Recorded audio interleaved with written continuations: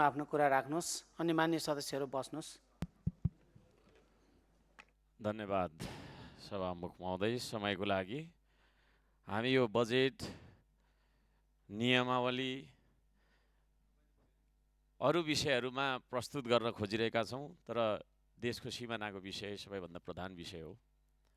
देशकै प्रधानमन्त्रीले संसदको रोस्ट्रममा उभिएर जुन खालको अभिव्यक्ति दिनुभएको छ, त्यो अभिव्यक्ति अविलम्ब सचाइनुपर्छ भनेर हाम्रो माग रहिआएको छ। तर यतिका दिनसम्म सदनलाई स्थगित गर्दाखेरि उहाँले कुनै किसिमको वक्तव्य पनि निकाल्नु भएन। आज यहाँ उहाँ आउनु पनि भएको छैन, र आउने छाँटकाँट पनि छैन, र हामी चाहिँ अरू कार्य तपाईँको चाहिँ सूचीमा प्रवेश गरौँ भन्ने खालको सभामुखज्यूको जुन आग्रह रहेको छ, यो हामी स्वीकार्न सक्दैनौँ।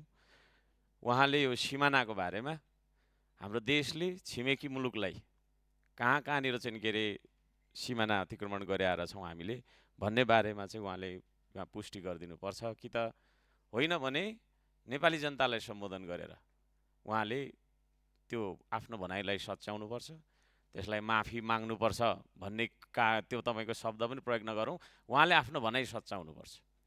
हामी यो माग राख्न चाहन्छौँ।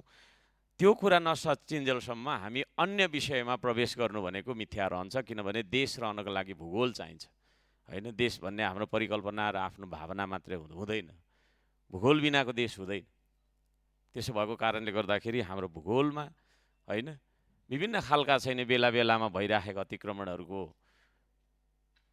विरुद्धमा संरक्षणको रक्षाको नीति लिनुको साटो अहिले हामीले जे खालको चाहिँ के अरे सुनिरहेका छौँ प्रधानमन्त्रीज्यूको मुखबाट, त्यसले हामी अत्यन्तै धेरै दुखी छौँ, आक्रोशित छौँ, आन्दोलित छौँ।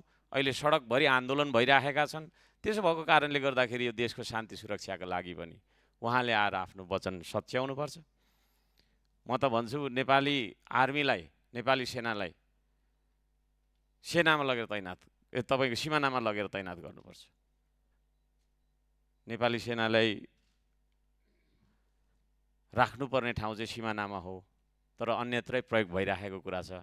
त्यसतर्फ पनि सरकारले तपाईँको चाहिँ के अरे ध्यान दिनुपर्छ। र उहाँले भन्नुपर्ने कुरा चाहिँ अरू मन्त्रीहरूले, परराष्ट्र मन्त्रीज्यूले अथवा कोही कसैले अरूले आएर सच्चाइ दिने भन्ने खालको कुरा पनि मैले सुनिरहेको छु। त्यो पनि हामीलाई मान्य हुने छैन।